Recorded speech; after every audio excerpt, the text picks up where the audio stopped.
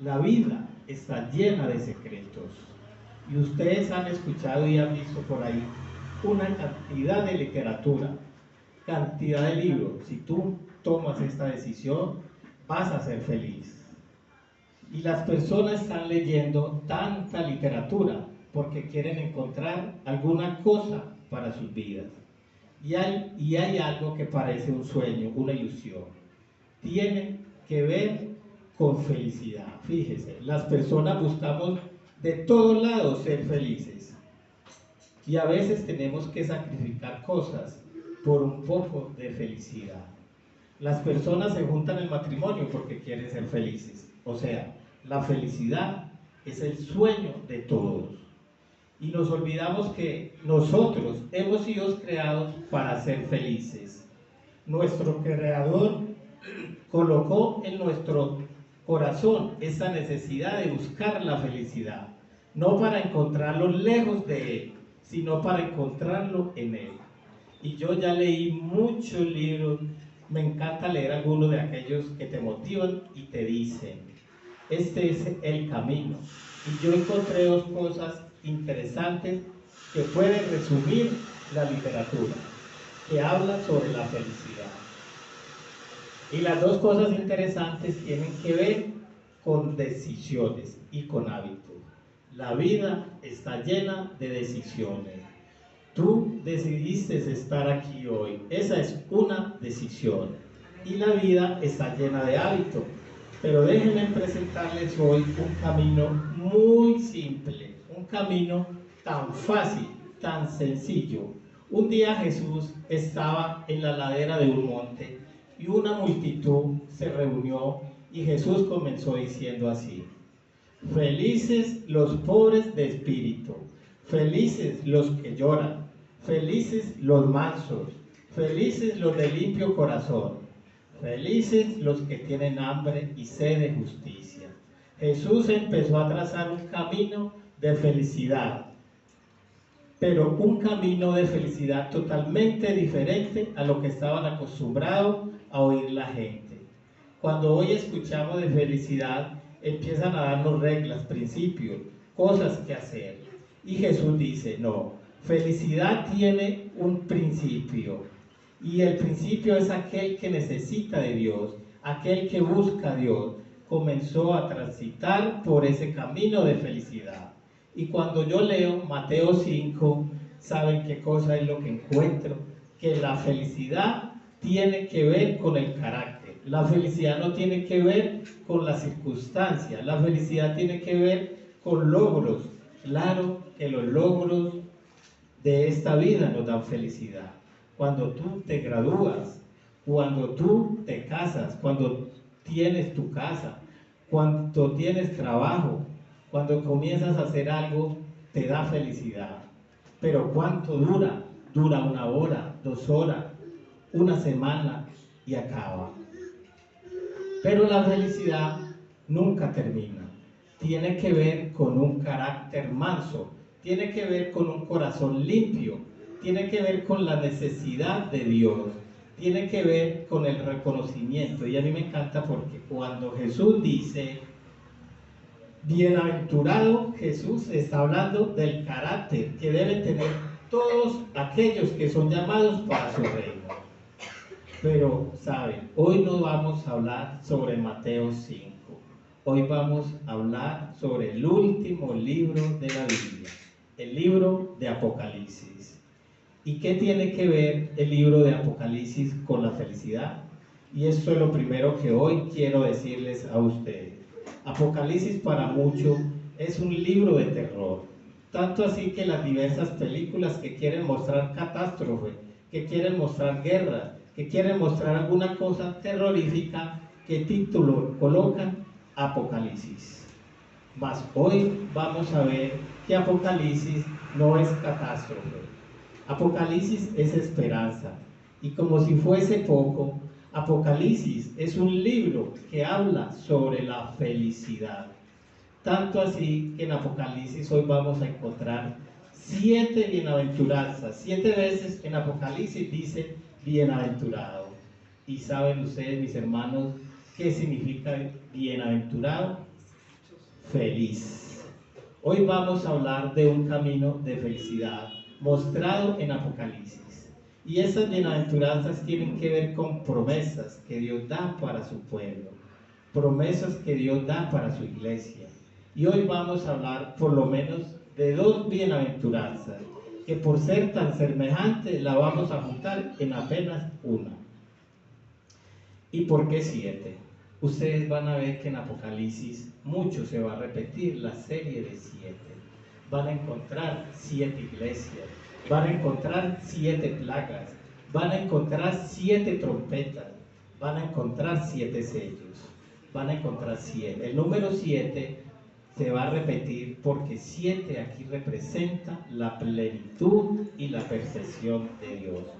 Pero más me encanta porque en Apocalipsis también encuentro 7 promesas en 7 bienaventuranzas. Y cuando hablo de Apocalipsis, yo no puedo dejar de hablar de que Apocalipsis es un océano.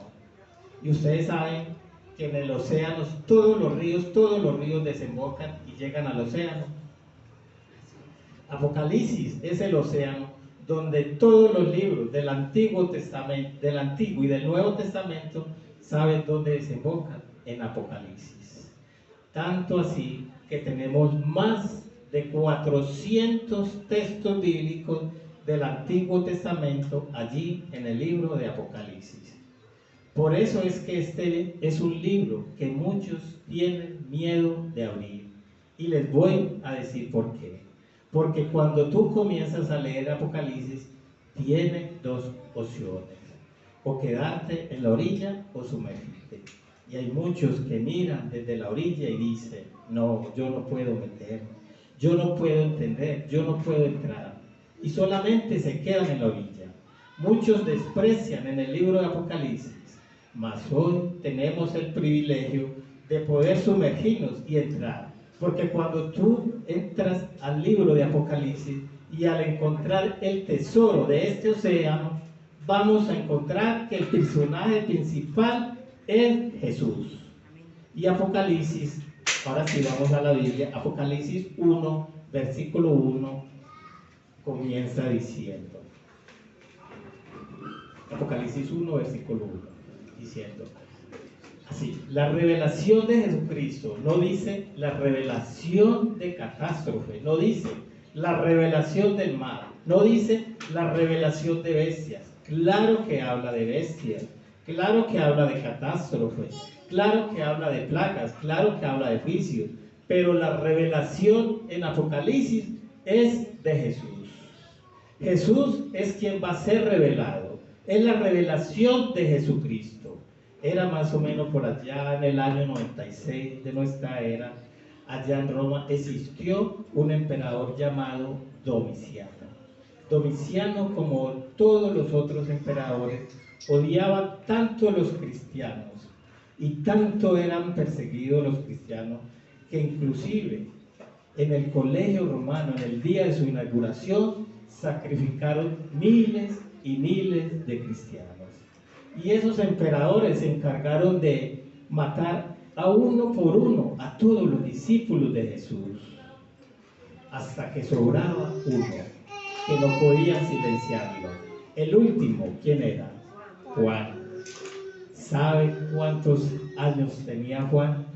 90 años. ¿Hay alguien aquí de 90 años? Sí. Dios la bendiga, hermano. 90 años.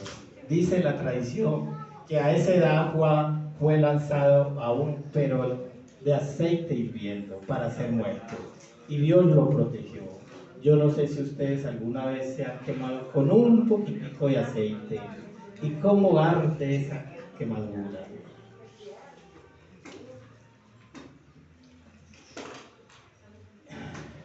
A esa edad, Juan fue lanzado a un perol de aceite hirviendo para ser muerto. Y Dios lo protegió. Yo no sé cómo lo protegió, pero lo protegió de la misma manera como Dios protegió a Daniel del foso de los leones. Igual como lo protegió a los 3 amigos de Daniel del horno de fuego. Así lo protegió a su siervo, a su último discípulo, al discípulo amado.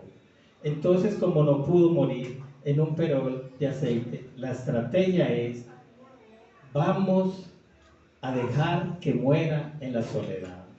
Yo les quiero decir que la muerte más dolorosa, más triste que un ser humano puede experimentar es en la soledad. Vamos a mandarlo allá a la isla de Patmos, que muera solo, y ahí está, 90 años, solamente ve un pedazo de roca, un mar embravecido, que todos los días ni siquiera le deja descansar, no tiene a dónde ir, y cuando probablemente su fe entre en mayor crisis, un día mientras está allí solitario, totalmente solo, angustiado, probablemente reclamando la promesa de Jesús, un día aparece Jesús, su maestro, delante de él, y él se emociona y le dice: Señor, viniste por mí, cumpliste tu promesa. Y él le dice: no, Juan, yo vine aquí para revelarte las cosas que han de suceder muy pronto. Por eso también en el capítulo 1 de Apocalipsis, en el versículo 2 dice: Él da testimonios de la palabra de Dios, del testimonio de Jesucristo, las cosas que has visto. Y el versículo 1 dice que Él revela a su siervo las cosas que deben suceder pronto, y lo declaró enviándolas por medio de su ángel a su siervo Juan. Yo quiero que sepas una cosa: en tu mayor isla solitaria, cuando tu crisis sea la peor, siempre va a aparecer Jesús para revelarte alguna cosa en tu vida. En tu mayor soledad, cuando todo está quebrado, cuando perdiste la salud, cuando perdiste el empleo, cuando todos te dan la espalda, cuando te traicionan, cuando sientes que tu mundo está de cabeza, cuando sientes que ya no hay fuerza, cuando tu crisis te lleva a dudar, probablemente aparece Jesús, y ahí aparece para poder revelar. Saben que en el libro de Apocalipsis encontramos que Jesús es mostrado con más de 30 títulos. Jesús es presentado como el sacrificio, como el sacerdote, como el rey, como cordero, como novio, como luz, como pastor. Pero más me encanta porque en Apocalipsis Jesús aparece como un guerrero, como alguien que pelea por su pueblo, como alguien que lucha, como alguien que allí está frente a frente con el enemigo y lo vence. En el libro de Apocalipsis encuentro un conflicto entre dos poderes, entre dos pueblos, entre dos tipos de adoración. Y cuando parece que el mal está ganando, aparece Cristo para colocar punto final a la historia del dolor. Y ese es el tema principal de Apocalipsis. Revelando Apocalipsis, Jesús revelado en toda su gloria, Jesús conduciendo la historia y Jesús viniendo para decir: acabó, la guerra terminó. Y todos aquellos que decidieron formar parte de su pueblo tienen la victoria garantizada. Antes de leer la promesa de hoy, acompáñenme a leer el versículo 4 de Apocalipsis. Apocalipsis 1, versículo 4. Dice así: Juan a las 7 iglesias que están en Asia. Y pongan atención, allí hay dos palabras, y dice así, allí hay dos palabras juntas que dice así: verdad y gracia. Gracia y paz del que es, del que era y del que ha de venir, y de los 7 espíritus que están delante del trono. Aquí está haciendo referencia del Dios, el Padre de Jesucristo. Y cuando los 7 espíritus está hablando de la plenitud del Espíritu Santo, o sea, de los 3. ¿Qué cosa me entregan los 3? Gracia y paz. Aquí está mi segundo mensaje para hoy. Nadie puede tener paz si primero no recibe la gracia de Dios. Ustedes ya vieron el orden aquí. Primero, ¿qué cosa viene? Gracia. ¿Qué cosa viene después? Paz. ¿Quieres paz? Recibe la gracia de Dios. Nadie puede tener paz lejos de la gracia del Señor.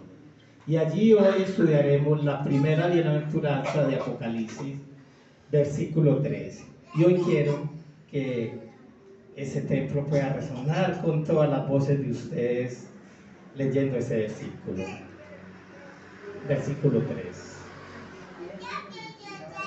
Bienaventurado el que oye la profecía y guarda las cosas que ya escritas, porque el tiempo está cerca. Pero no es suficiente porque hoy vamos a leer 7 bienaventuranzas. Y yo quiero que para que esta mañana vayas a casa masticando y saboreando, otra vez puedas repetir una vez más qué cosa dice. Bienaventurado el que lee, ¿qué más? Los que oyen, ¿qué más? Los que guardan. Porque el tiempo está cerca. Ustedes sabían que Apocalipsis 1.3 se va a repetir de manera parecida en Apocalipsis 22. Apocalipsis 22.7. Vamos a buscar Apocalipsis 22.7. Cómo me encanta ese sonido de la Biblia, ustedes buscando ahí el texto. Ese es ese sonido que el diablo no quiere escuchar. El diablo tiembla cuando escucha ese sonido. Apocalipsis 22.7, ¿qué cosa dice ahí? Bienaventurado el que guarda las palabras de las profecías de este libro. Muy bien. Vamos a juntar entonces dos bienaventuranzas. Bienaventurado el que lee, el que oye, el que guarda. Y otra vez, bienaventurado aquel que guarda las palabras de las profecías de este libro. ¿Por qué comienza con feliz? Es el que lee. Y yo quiero que ustedes puedan prestarme toda su atención aquí lo que voy a decir. Feliz el que lee y el que oye y el que guarda. ¿Por qué? Porque tú eres aquello que escuchas, aquellos que ves, aquello que lees. Lo que haces tiene que ver con tus sentidos. Dios quiere impresionar nuestra mente hablando a nuestro oído. Satanás también.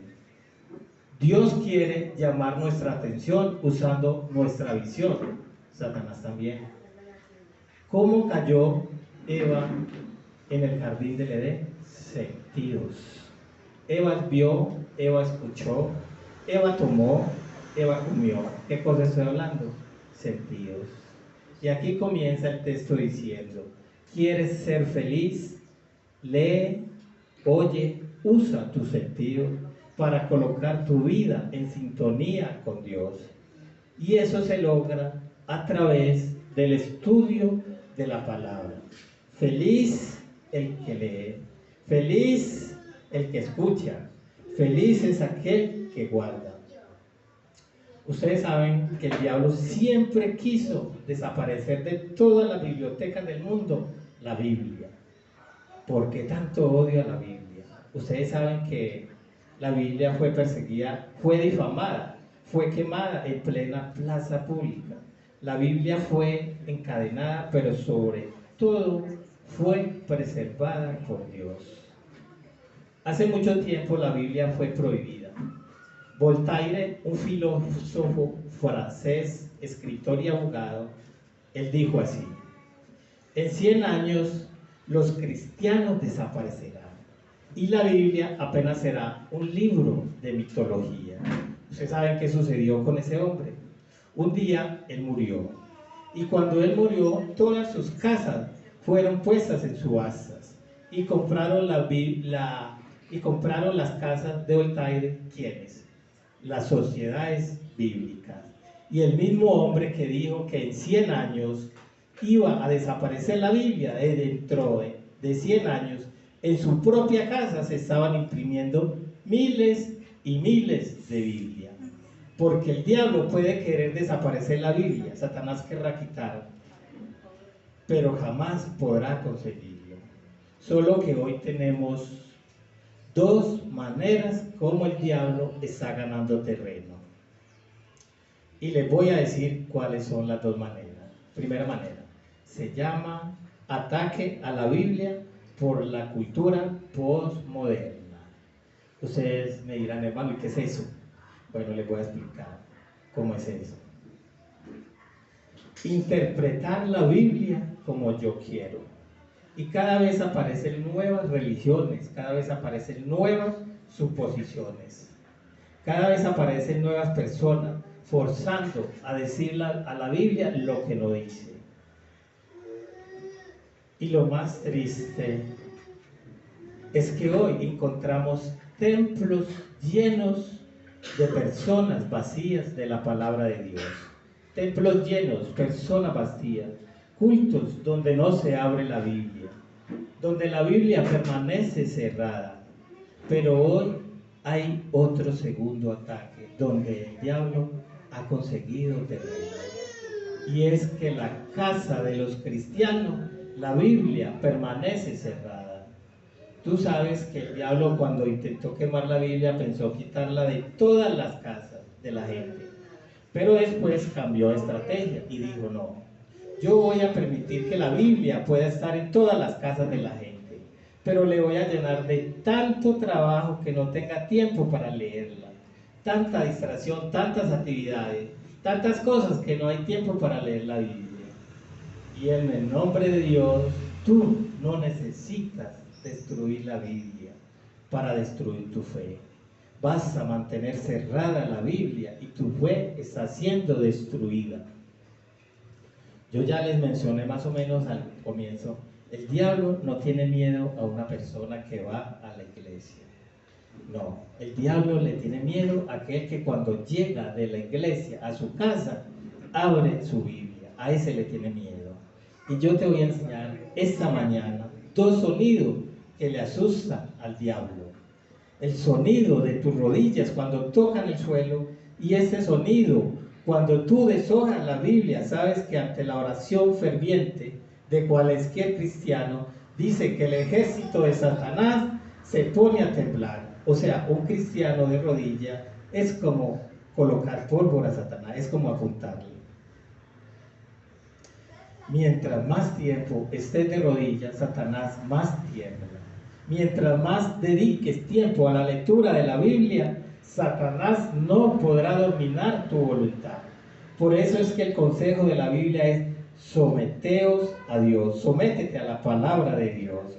Porque mientras más aferrado estés a Dios, Satanás nunca podrá tocarte. Y una de las cosas que yo aprendí es lo siguiente: Satanás, para destruirte, primero tiene que separarte de Dios, porque mientras estés en la presencia de Dios, Él nunca podrá destruirte. ¿Y sabe cuál es la manera más elegante de separarte de Dios? No es sacándote de la iglesia, no. La manera más útil de separarte de Dios es que tú no encuentres tiempo para leer la Biblia. Y allí comienza la separación. Nadie se separa de Dios de un día para otro, de la noche a la mañana. La separación de Dios comienza en el momento que tú dejas de confiar en Dios para confiar en ti mismo.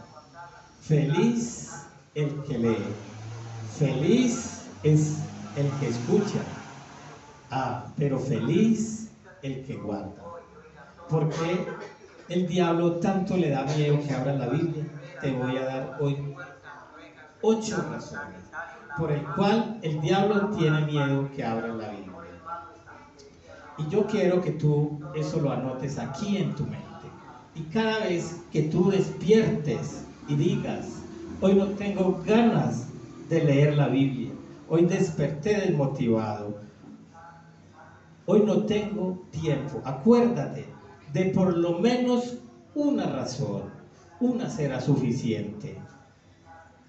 Número 1, la Biblia te saca de la oscuridad y te lleva a la luz.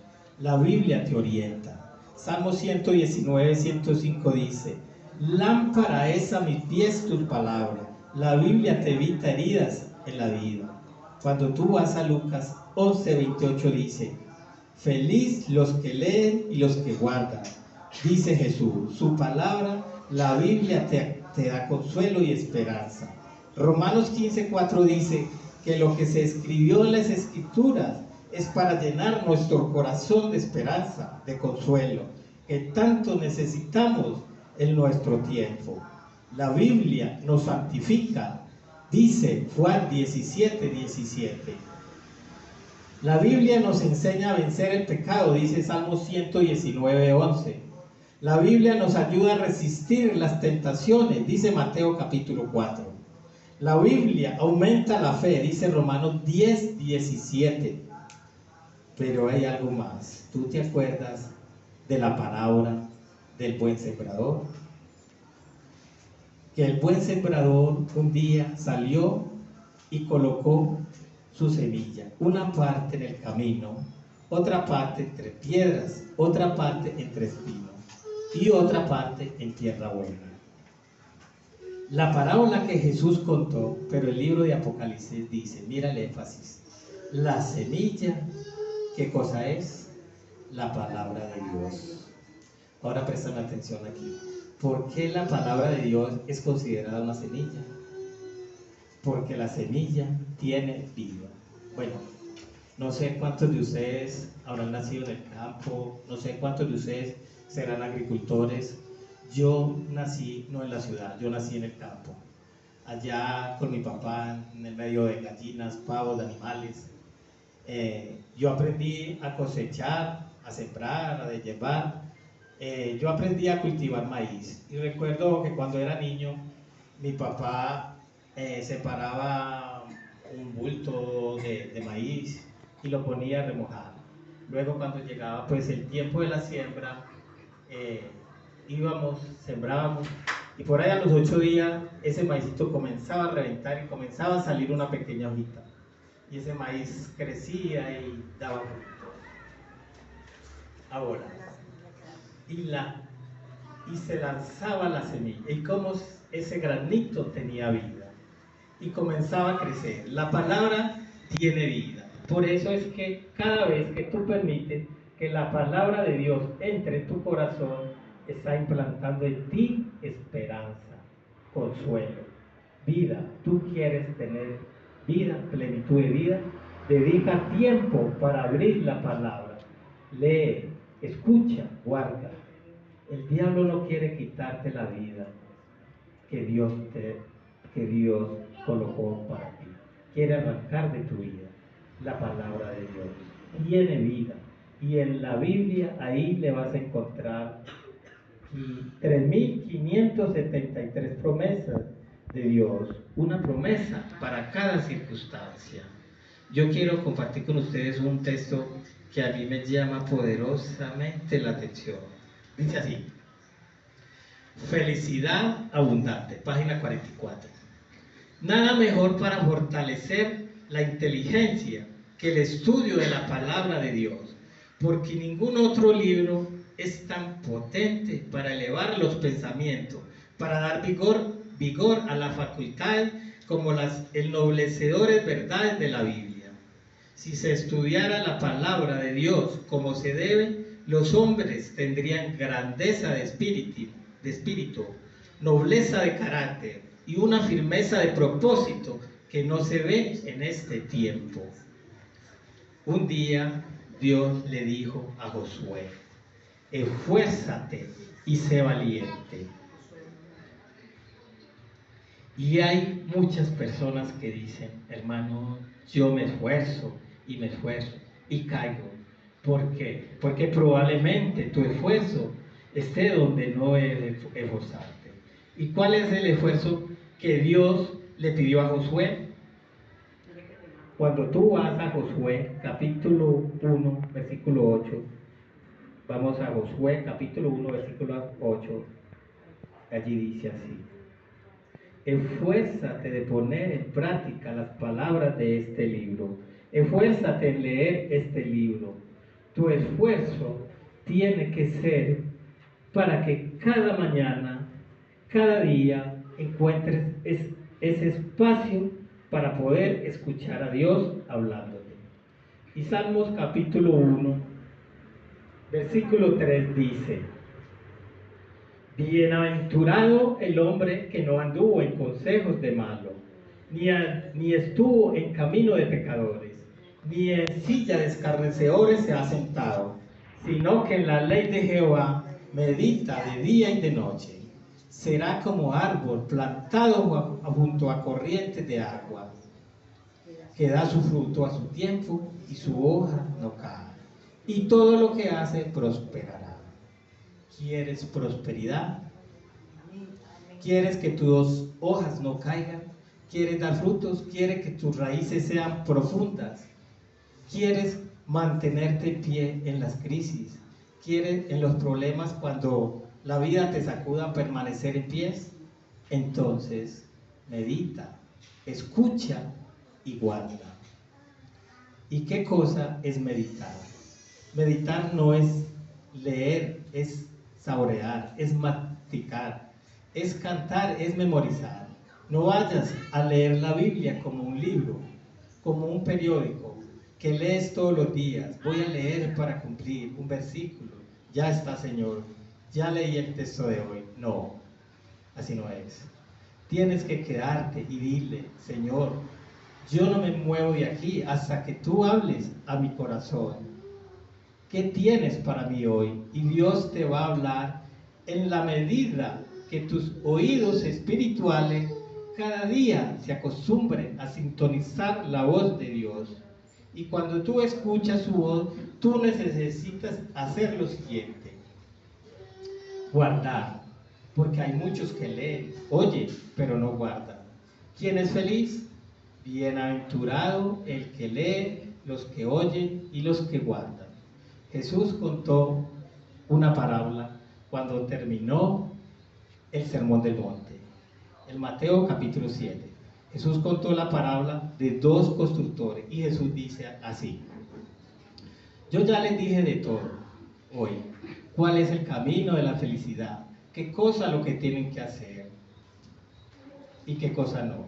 Y cuando Jesús está cerrando su sermón, que lo hizo de una manera extraordinaria, de manera tan simple, Jesús cierra y dice así: bueno, yo voy a comparar a aquel que me escucha y a aquel que obedece a un hombre prudente que edifica su casa sobre la roca. Pero aquel que escucha, pero no lo hace lo que debe hacer, será un insensato, porque escucha, pero no hace. Y aquí dice: feliz el que oye y el que guarda. O sea, el que oye y hace. ¿Cuánto de la palabra de Dios está en tu vida? Ustedes saben cuál es una de las cosas más tristes de la vida cristiana. Es la incoherencia que existe entre lo que sabemos y lo que hacemos. Y en esta mañana yo te voy a hacer una invitación en el nombre del Señor. Escúchame aquí. La vida cada vez va a ser más difícil a medida que avance el tiempo. Mayores adversidades van a venir. Esa no es una noticia buena que te estoy dando. Cada día uno vive su propia lucha. Cada uno vive su propio problema. Nadie conoce. Cada uno vive su propio drama. Pero cada vez se intensifica más, cada vez vamos a ser más sacudidos. Las adversidades van a llegar a nuestra vida. La pregunta es: ¿cómo podré ser feliz si conozco a Jesús? ¿Cómo yo podré ser feliz siendo cristiano en medio de tanta dificultad? ¿Es posible? Sí. Cuando la palabra de Dios está sembrada en mi vida, y una de las cosas que aprendí en la vida es que cuando tú sacas a la palabra de Dios de tu vida, las dudas comienzan a crecer. Tú quieres una respuesta para cada problema. ¿Sabes por qué quieres una respuesta para cada problema? Porque no encuentras una promesa para cada problema. Quieres una respuesta para todo lo que te sucede en la vida. ¿Sabes por qué quieres una respuesta? Porque en tu corazón no está la palabra de Dios. Y la duda comienza a crecer, mis queridos. Una de las cosas tristes que estamos viviendo hoy es que hay muchos cristianos que están intentando servir a un Dios que no conocen. Tú no puedes amar a un Dios que no conoces. Y la única manera de poder conocer la gloria, la majestad del carácter de Dios es a través del estudio de su palabra. Por eso es que la bienaventuranza dice: feliz el que lee, el que oye y el que guarda. Y esta mañana, en el nombre del Señor, tiene que tomar una decisión. Decide ser feliz. Y esta decisión está a tu alcance. Y esa decisión se toma todos los días y se toma en el momento cuando tú despiertas y lo primero que haces antes de ir a tus actividades es ir primero a la presencia de Dios y ahí dile: Señor, yo no salgo de aquí mientras yo no te escuche hablar a ti. ¿Quieres que Dios te hable en medio de un problema? Abre la Biblia. ¿Te sientes confuso en la vida? Abre la Biblia. ¿Te sientes herido? Abre la Biblia. ¿Estás enfermo? Abre la Biblia. ¿Perdiste todo? Abre la Biblia. ¿Perdiste un ser querido? Abre la Biblia. Mientras más contactos tengas con la Biblia, podrás conocer mejor al Dios a quien tú intentas servir. Y mientras más conozcas a Dios, no estarás buscando todas las respuestas, porque confías en un Dios soberano que tiene el control de todo. Dios no se olvidó de ti, no te olvides de Él. Cuán difícil es caminar en esta vida, cuántos problemas tenemos que enfrentar siempre. Y la pregunta es: en medio de tanta incertidumbre, ¿a quién vamos a ir? A Cristo. ¿Y cómo vamos a ir a Él? A través de su palabra. Y allí donde tú estás, puedas reflexionar qué cosa necesitas cambiar en tu vida. ¿Qué cosa tú necesitas guardar de las que tú no estás haciendo y las que tú sabes que tienes que hacer? Pero si hasta hoy todavía no has comenzado un momento de relación con Dios diariamente, dile al Señor: Señor, a partir de hoy yo seré feliz, porque voy a leer tu palabra, voy a escuchar tu palabra y voy a guardar tu palabra, porque ese es el camino que me has mostrado.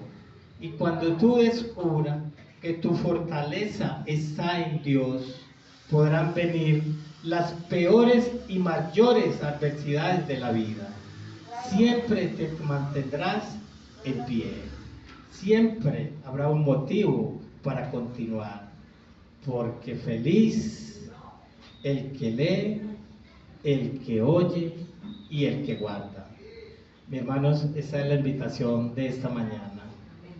Mi invitación es que, como dice la palabra, podamos estudiar, escuchar y guardar, porque lo más interesante es guardar y estudiarnos. Esa es mi invitación esta mañana. Vamos a colocarnos de pie para terminar con una oración.